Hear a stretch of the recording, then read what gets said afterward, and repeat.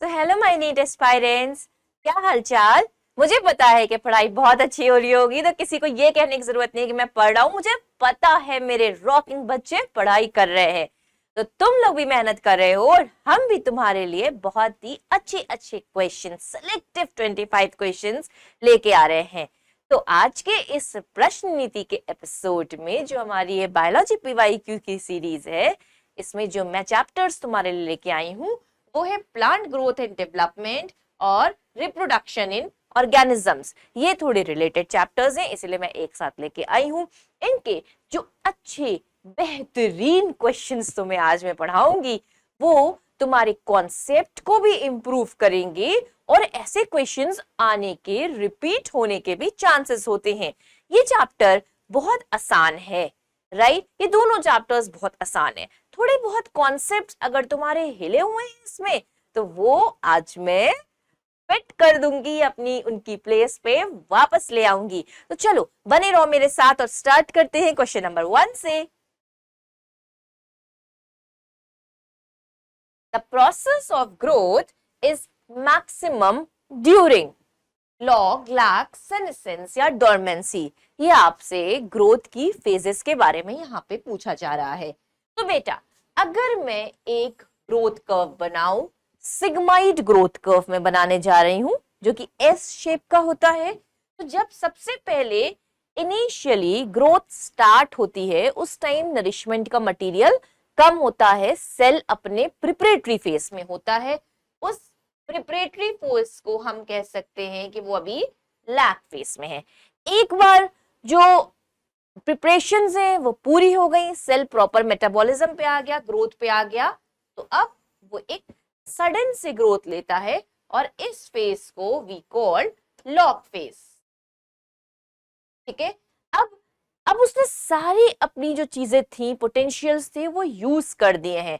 Further growth अब possible नहीं है क्योंकि कुछ कुछ टॉक्सिन्स भी साथ में आ रहे हैं और नरिशिंग मटेरियल्स और टॉक्सिन के मटेरियल का लेवल अब बैलेंस हो रहा है। तो उस टाइम पर जो एक फेज आती है वो हमारी स्टेशनरी फेज आ जाती है। ठीक है, हम मान सकते हैं कि एक तरह के डोरमेंट के फेज में जा रहा है या स्टेशनरी फेज में जा रहा है।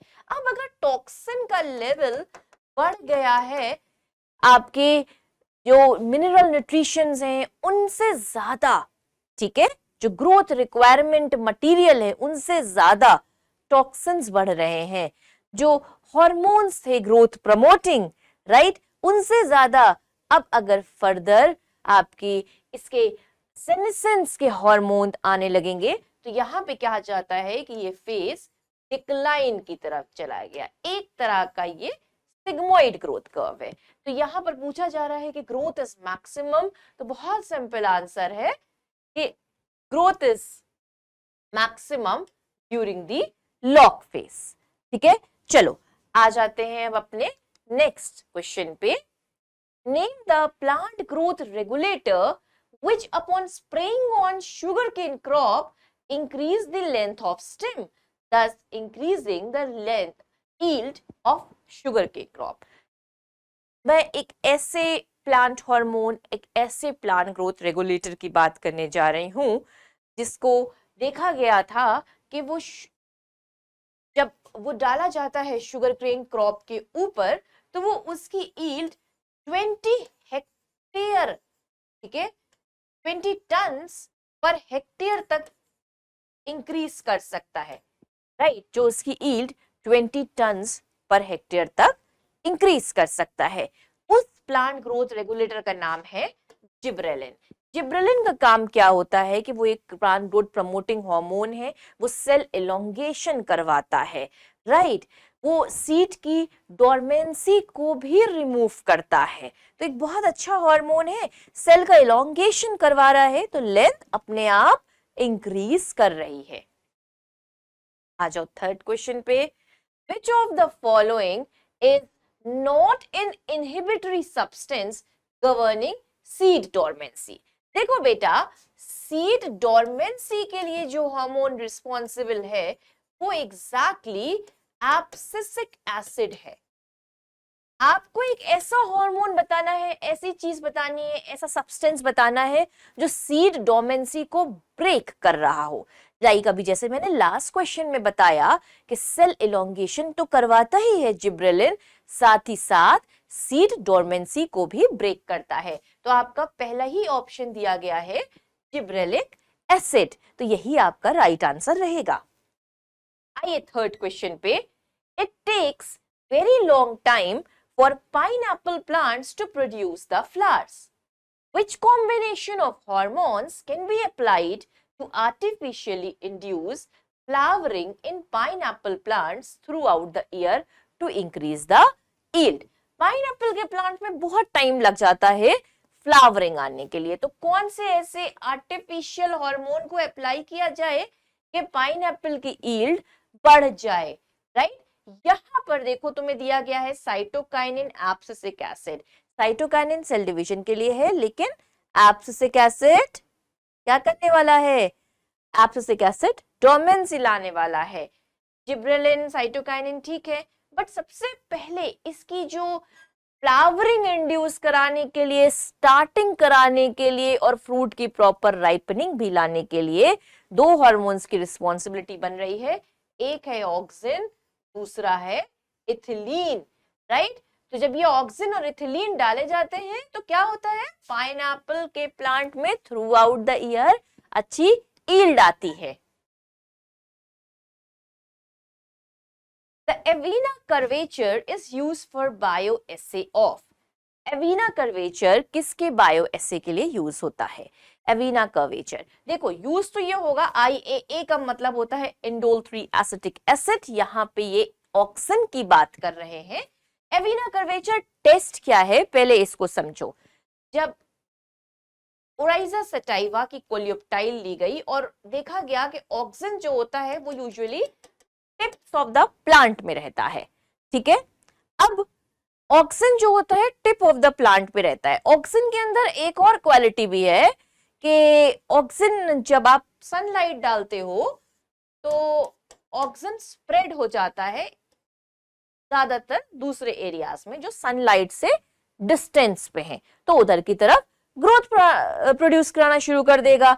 तब बिकॉज ऑफ दिस रीजन जो शूट की एपेक्स है वो टर्न कर जाती है सनलाइट की तरफ, राइट? अब यहां पर जो एविना कर्वेचर टेस्ट किया गया वो क्या किया गया कि कोलियोप्टाइल की टिप जहां पे ऑक्सिन था उसे कट कर लिया गया और अगार के ब्लॉक के ऊपर कोलियोप्टाइल की टिप को प्लेस कर दिया गया। इससे क्या हुआ कि जो ऑक्सिन उसकी टिप में था वो अगार के ऊपर अब आ गया, ठीक है? वो अगार ब्लॉक्स पे आ गया।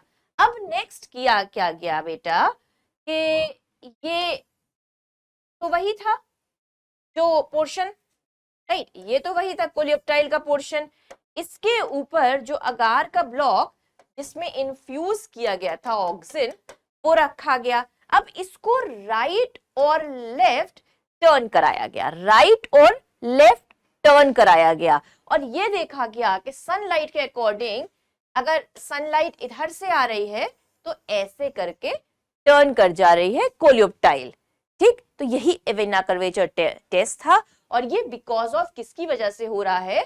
इंडोल 3 एसिटिक एसिड जो कि ऑक्सिन है। मुझे उम्मीद है कि ये क्वेश्चन आपको बहुत अच्छे से समझ में आ गया होगा और ये एक बहुत इंपॉर्टेंट कॉन्सेप्ट था जो क्लियर हुआ होगा। आ जाओ नेक्स्ट क्वेश्चन के ऊपर। During seed germination its stored food is mobilized by. जब सीड का जर्मिनेशन होता है तो स्टोर फूड किसकी वजह से मोबिलाइज हो रहा है? जिब्रेलिन की वजह से मोबिलाइज हो रहा है, राइट? अब जब जिब्रेलिन क्या कर रहा है कि जो एल्यूरोन लेयर है उसमें से भी आपका फूड जो है उसको मोबिलाइज करवा रहा है, राइट? जब आप सीड ले रहे हो तो जर्मिनेशन होना है, राइट? लाइक रेडिकल और प्लूम्यूल दोनों आने हैं तो सीड को तुम सोक करोगे, वो वाटर का इम्बिबिशन करेगा। जब वाटर का इम्बिबिशन होगा तो अंदर जो एंडोस्पर्म वगैरह है उनमें फर्दर ब्रेकडाउन्स होंगे and that is because of the gibberellin. Okay, question number 7 आपका क्या कह रहा है वो देखते हैं। Which one of the following pairs is not correctly match gibberellic acid with leaf fall? ये तो बिल्कुल पता होगा, यहाँ पे जिब्रेलिक एसिड लीफ फॉल के लिए रिस्पॉन्सिबल नहीं है। जिब्रेलिक एसिड किसके लिए रिस्पॉन्सिबल है? स्टेम इलोंगेशन के लिए, डोरमेंसी रिमूव करने के लिए, प्रॉपर ग्रोथ प्रमोटिंग हार्मोन है ना। लीफ फॉल के लिए तो एब्सिसिक एसिड रिस्पॉन्सिबल है। बाकी ठीक है, साइटोकाइनिन सेल डिवीजन के लिए, IAA सेल वॉल इलोंगेशन के लिए एब्सिसिक एसिड, स्टोमेटल क्लोजर के लिए भी है और लीफ फॉल के लिए भी है। नेक्स्ट क्वेश्चन देखो, parthenocarpic tomato fruits can be produced by treating the plant with phenyl mercuric acetate, removing androecium of flowers before pollen grains are released, treating the plants with low concentration of gibberellic acids and auxins, raising the plant from vernalized seeds। देखो parthenocarpic tomato क्या है? Like without fertilisation हम fruit बना रहे हैं, without fertilisation हम food बना रहे हैं। उस टाइम पे क्या करते हैं कि जो फ्लावर का स्टिग्मा है उसमें जब आपका ओपनिंग हो रही है तो उसके बाद थोड़ा सा ऑक्सिन डाल देते हैं, या ओपनिंग से पहले आप उसमें क्या डाल सकते हो? जिब्रेलिन डाल सकते हो। तो ये दोनों प्रॉपर रेशियोज में, लो रेशियोज में इन्फ्यूज किए जाते हैं, यूज किए जाते हैं ताकि पार्थिनोकार्पिक फ्रूट प्रोड्यूस हो सके। तो टोमेटो भी एक पार्थिनोकार्पिक फ्रूट का अच्छा एग्जाम्पल है। तो आपका एग्जाम्पल, आपका आंसर रहेगा treating the plant with low concentrations of gibberellic acid and auxins. आ जाओ नेक्स्ट क्वेश्चन पे। अच्छा, कॉपी में साथ में कॉपीज रखा करिए, सॉल्व किया कीजिए। Okay, what is the site of perception of photo period necessary for induction of flowering in plants? Plant की जो फ्लावरिंग हो रही है, सबसे पहले जो परसेप्शन रिसीव होता है सनलाइट का, वो कहां पे रिसीव होगा? बताओ। जो उसका फोटो रिसेप्शन सेंटर है, जो उसके साइटोक्रोम्स हैं, वहां पे ना, तो वहां पे रिसीव कहां पे हो रहे हैं? वो ऑब्वियस सी बात है, लीव्स में वो चीज है, तो सबसे पहले लीव्स पे रिसीव होगा। हाँ, ये जरूर है कि आपको एक पॉइंट इंक्लूड किया गया है, induction of flowering in plants. तो लीव्स उसको रिसीव कर रही हैं, फिर वो शूट एपेक्स पे लेके आ रही हैं, और शूट एपेक्स बाद में फ्लोरल बड में कन्वर्ट हो रहा है, बट रिसीवर यहाँ पे लीव्स रहेंगे। राइट? देखो इतने अच्छे अच्छे क्वेश्चंस हम कर रहे हैं, इसी बात पे चलो 10th क्वेश्चन पे आते हैं। 10th क्वेश्चन आपका क्या कह रहा है कि फाइटोक्रोम क्या है? What is phytochrome? फ्लावोप्रोटीन है, ग्लाइकोप्रोटीन है, लिपोप्रोटीन है, या क्रोमोप्रोटीन है? देखो बेटा, फाइटोक्रोम एक क्रोमोप्रोटीन होता है। राइट? ये अपने दो फॉर्म्स में रह रहा है, phytochrome red and phytochrome far red. ठीक, ये फाइटोक्रोम रेड जो है 620 से 680 नैनोमीटर की वेवलेंथ एब्जॉर्ब कर रहा है, और फार रेड वाला 730 के आसपास एब्जॉर्ब कर रहा है। वो ब्लूइश रीजन को रिस्पॉन्ड कर रहा है, ये येलोइश ग्रीन को रिस्पॉन्ड कर रहा है। तो ये बहुत इंपॉर्टेंट है, जो कि फोटो पीरियड को सेंस कर रहा है। प्लांट अपने फोटो पीरियड्स के लिए बहुत स्पेसिफिक होते हैं, यानी कि डे एंड लाइट सबकी वेवलेंथ को ढंग से रिस्पॉन्ड दे रहा है। तो फाइटोक्रोम क्या है? एक क्रोमोप्रोटीन है। The wavelength of light absorbed by PR form of phytochrome is, जैसे मैंने अभी बताया कि फाइटोक्रोम दो फॉर्म में रह रहा है आपका, एक PR फॉर्म में रह रहा है, एक PFR फॉर्म में रह रहा है। ये जो है 620 से 680 के लिए जा रही है। राइट? तो यहाँ पे आपको देखो देखने में मिल रहा है 680। राइट? और दूसरी वाली जो है वो 730 के आसपास जा रही है। तो आपको PR फॉर्म पूछा जा रहा है, आपका 680 यहाँ पे आंसर है, वो आप 680 लगाएंगे। वर्नलाइजेशन स्टिमुलेट्स फ्लावरिंग इन। वर्नलाइजेशन क्या होता है? पहले हमें ये चीज समझनी होगी। Vernalization exactly cold shock treatment है जो प्लांट को दिया जा रहा है ताकि वो फ्लावरिंग इंड्यूस कर सके। इस तरह के प्लांट को दिया जाएगा, ऐसे प्लांट्स जो विंटर सीजन में फ्लावर करते होंगे। राइट? अब देखो ऑप्शंस, समीकंद, टर्मरिक, कैरेट, जिंजर। अब इसमें से कैरेट जो है वो एक विंटर क्रॉप है, वो विंटर को रिस्पॉन्ड करता है।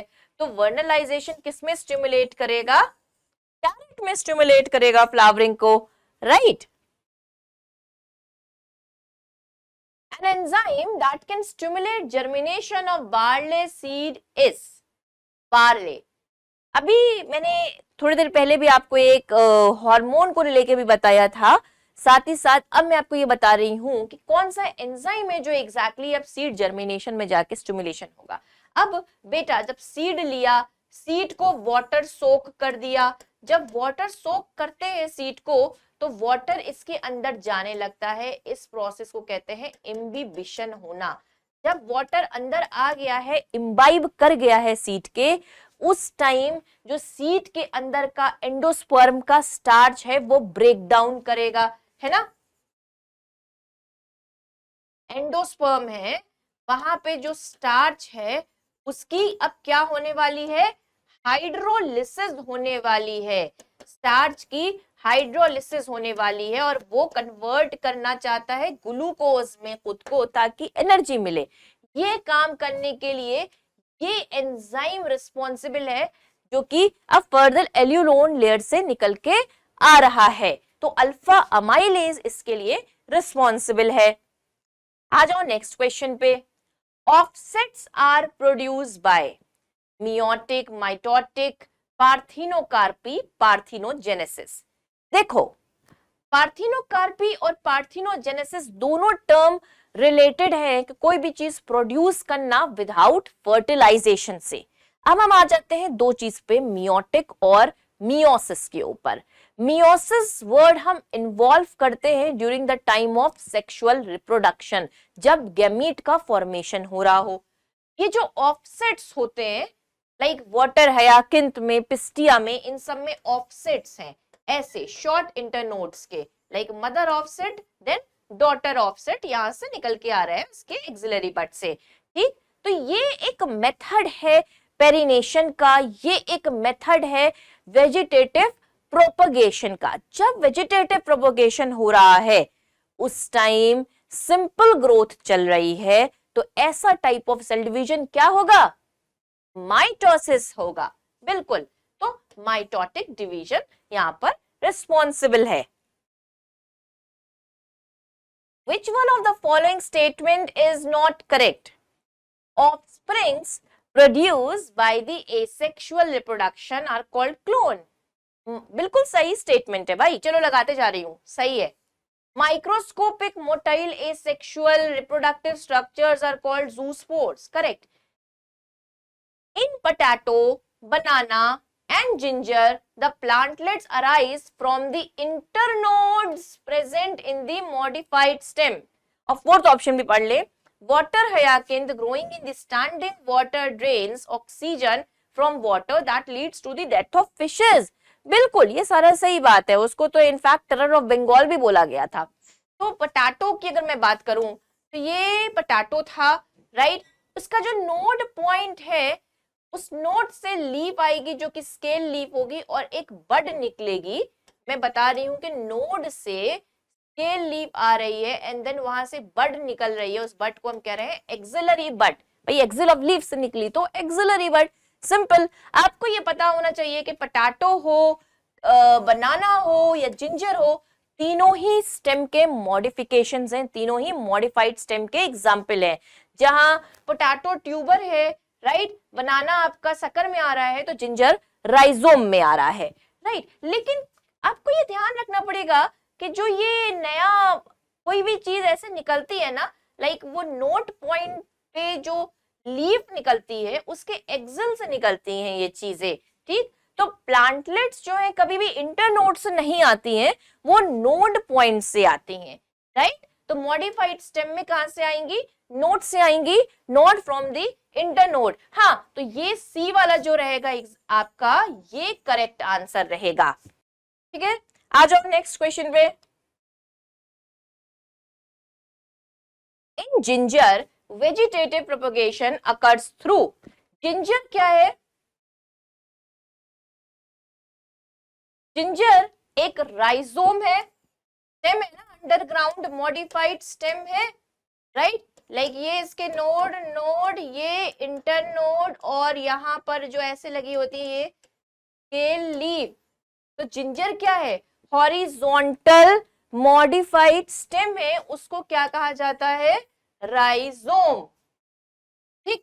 कभी कभी ये टर्मिनल बट के इनके मॉडिफिकेशंस भी आ जाते हैं।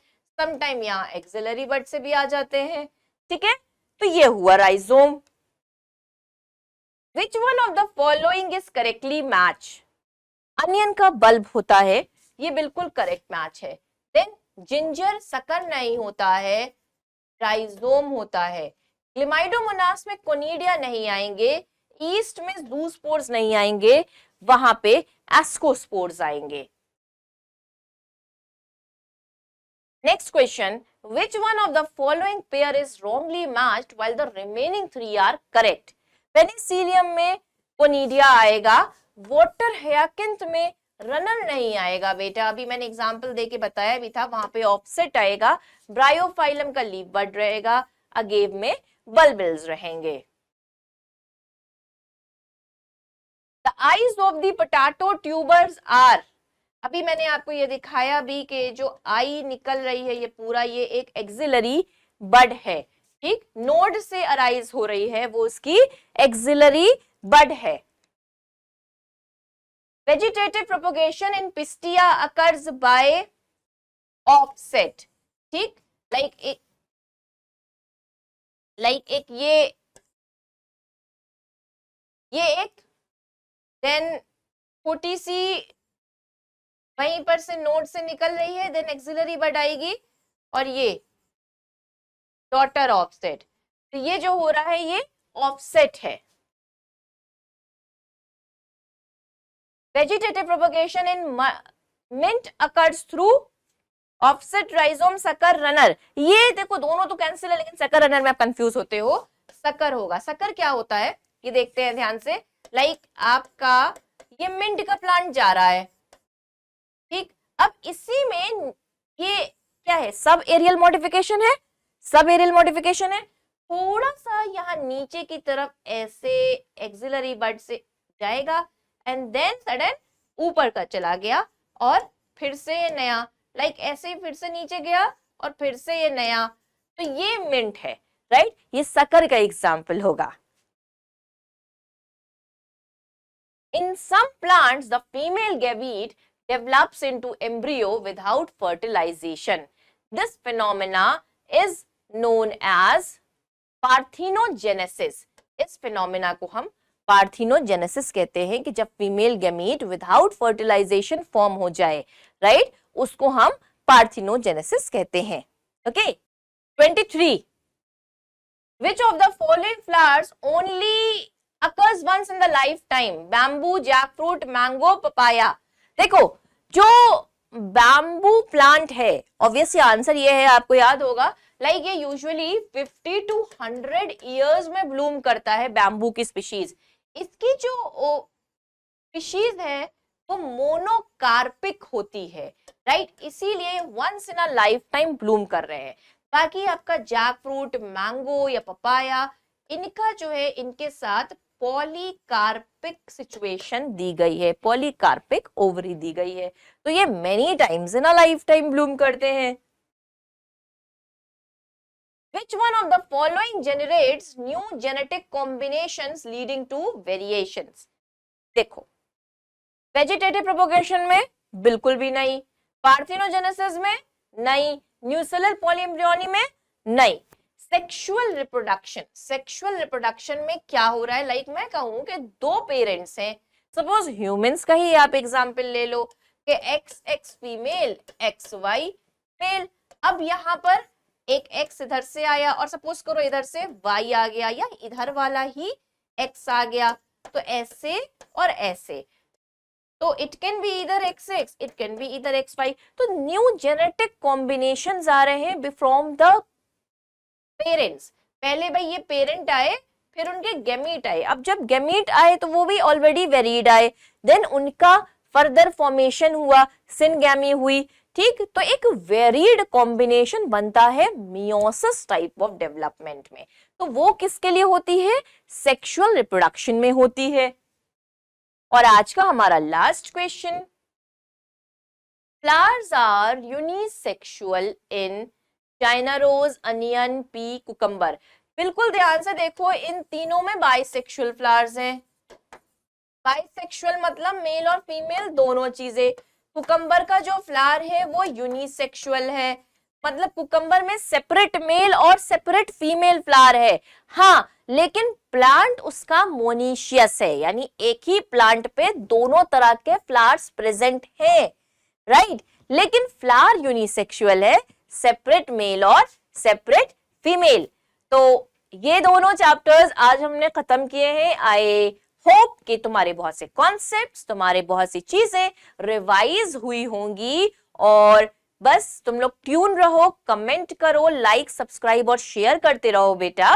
भाई तुम लोग शेयर वेयर ढंग से कर नहीं रहे हो, मतलब क्या चाहते हो, तुम्हारे फ्रेंड्स का कुछ अच्छा नंबर ना आए? शेयर भी तो करो, ठीक है। और बस पढ़ते रहो, बने रहो संतोष एकेडमिया के साथ। Take care.